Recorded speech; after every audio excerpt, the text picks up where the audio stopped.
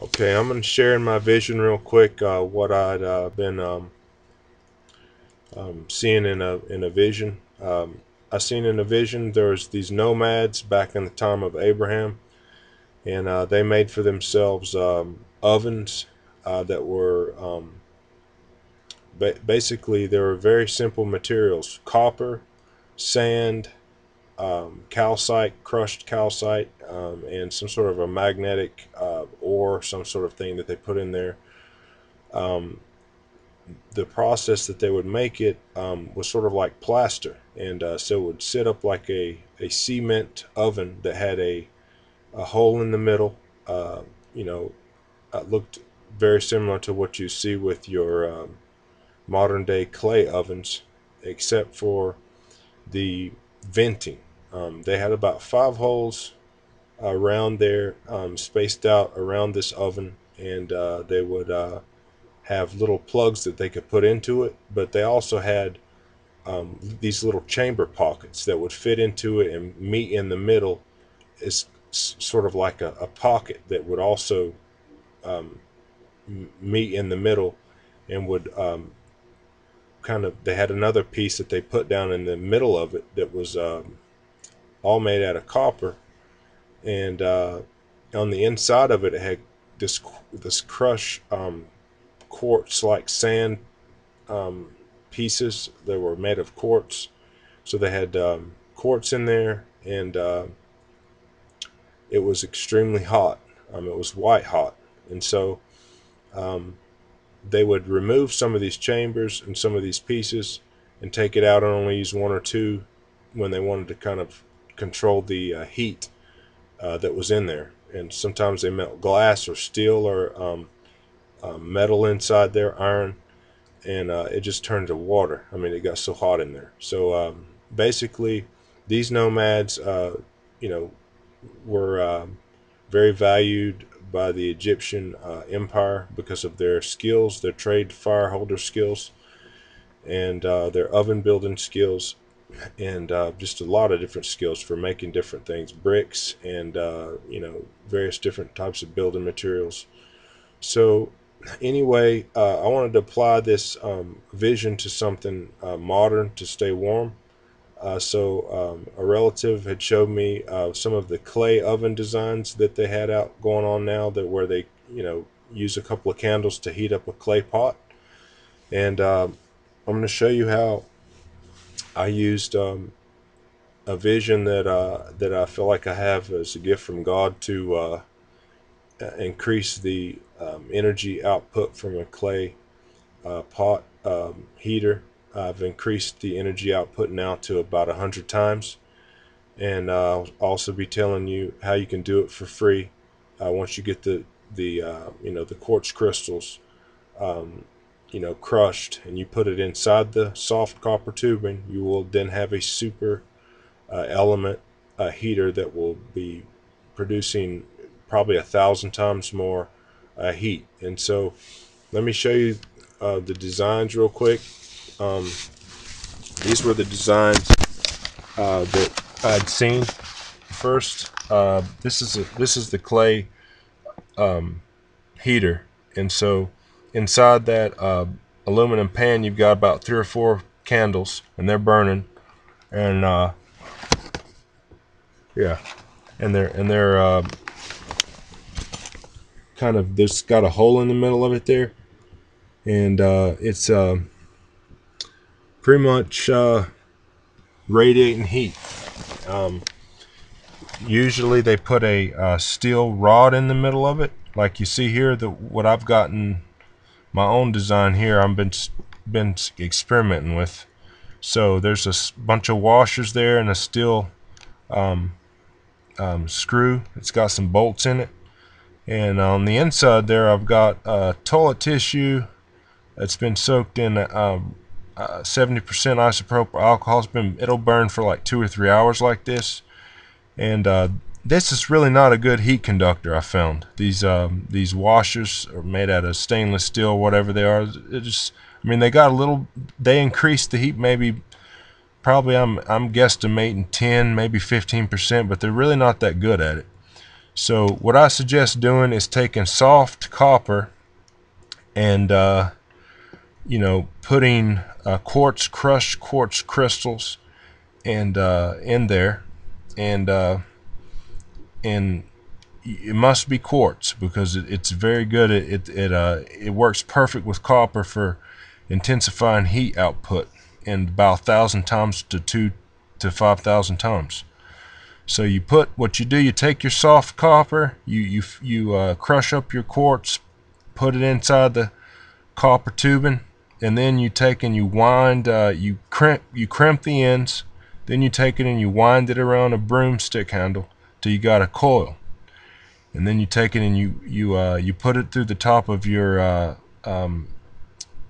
clay pot, the top of it. I'll show it to you in a minute. And then you got about 1,000 times more output from that heating element, getting hot and red hot from just about 4 or 5 candles. And I know it sounds like it doesn't work, but I'll show you in a minute that it does. But this is one design here that you could be utilizing a piece of copper coil inside that toilet tissue in the middle, and then it opens up into a copper head piece that's a little bit wider on the top, and you got a good sized crystal crushed and put inside there, and then you got the copper kind of just encloses it. And I'll show you how I build one of those in the next couple of days. But that's one way to keep warm for very cheap, and you can heat a whole room like that. Now here's my design that I showed you. I call this design the copper serpent. In this case it's a fire copper serpent, but basically you got one clay pot. It's got a hole in the top. Oh god, yeah, it's really burning hot, and all I'm burning in there is about 5 mini candles, and I'm gonna put my hand on the top of it. You can just see the steam just pouring out of it.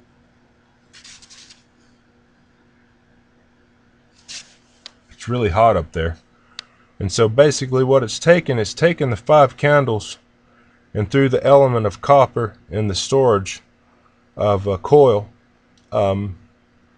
it is heating it up times 100 times its efficiency. And so you got about 5 candles at the bottom of this clay pot heater. There's a hole in the top, and I'm going to take you in for a close-up.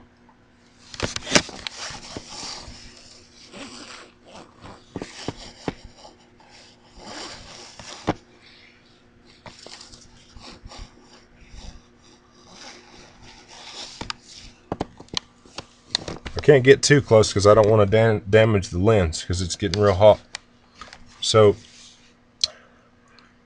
if you want to take this to 1,000 times more heat storage and element output, it'll turn it red hot. But you take quartz crystals, and you see the hole here, the end of the hole where my pinky's pointing to. You fill that soft copper up with crushed quartz crystal, and you fill it all the way up, and then you bend it and you crimp it until you got a coil like this, and you just set it down in there on top of the candles, and it will get red hot for you and stay that way. And about not very long at all, it'll start radiating heat out the top right here. I mean, it's really, it's superheating the air. I mean, the air that's inside of it is superheated. And no matter how many times you crimp it around a broomstick handle, it gets so hot it will literally open the copper back up and push air. I mean, it's just pushing air out of here. And so I'm really surprised, and I'm really happy with it. Now, according to the vision that I had, you can make one of those style ovens with one of these clay pots. And I'll be showing you how to do this over the next couple of days, but just to show you here,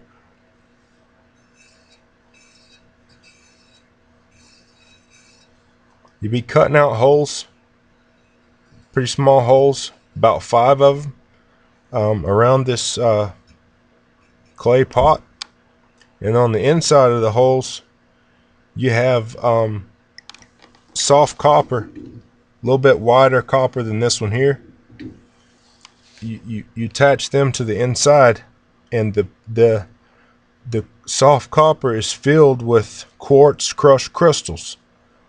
And on the inside, they run into a cylinder that comes up just like this, and it is a copper coil. I call it the fire copper serpent clay heater because I seen it in my vision. And the nomads back in Abraham's time, when he was a boy, they would have things like this to keep them warm in the very cold desert nights.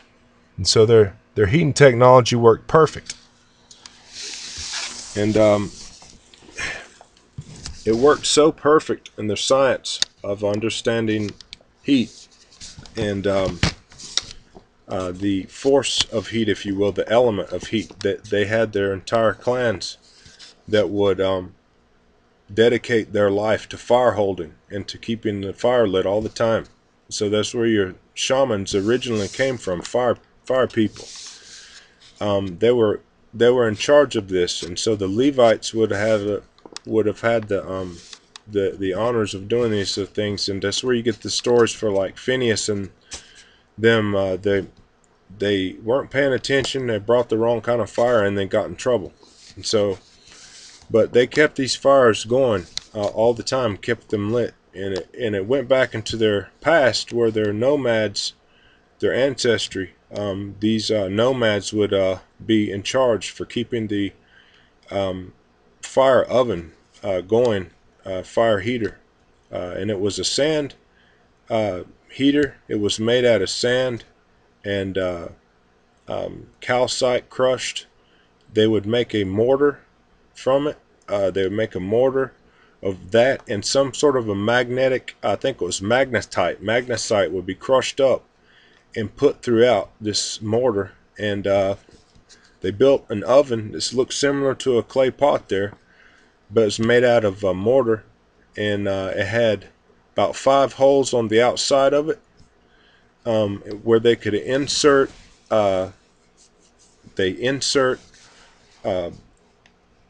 some sort of copper tubing or clay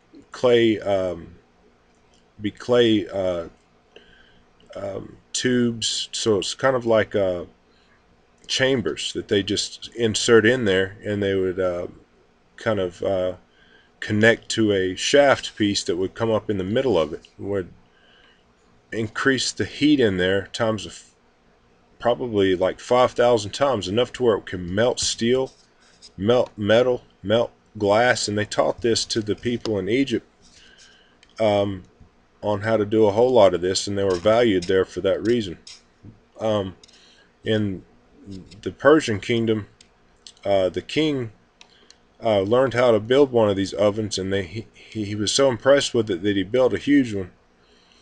And it was so efficient. Unfortunately, though, the people that were venting this thing, it killed them because it got so hot. It just killed them. And it would literally get so hot that it would melt. It would cause the clay to degrade down to a point to where it just fall apart. So they usually would only keep a couple of those things being vented at one time, or about 3 or 4 of them, and leave one of them open or something like this. And I look forward to showing this technique to you.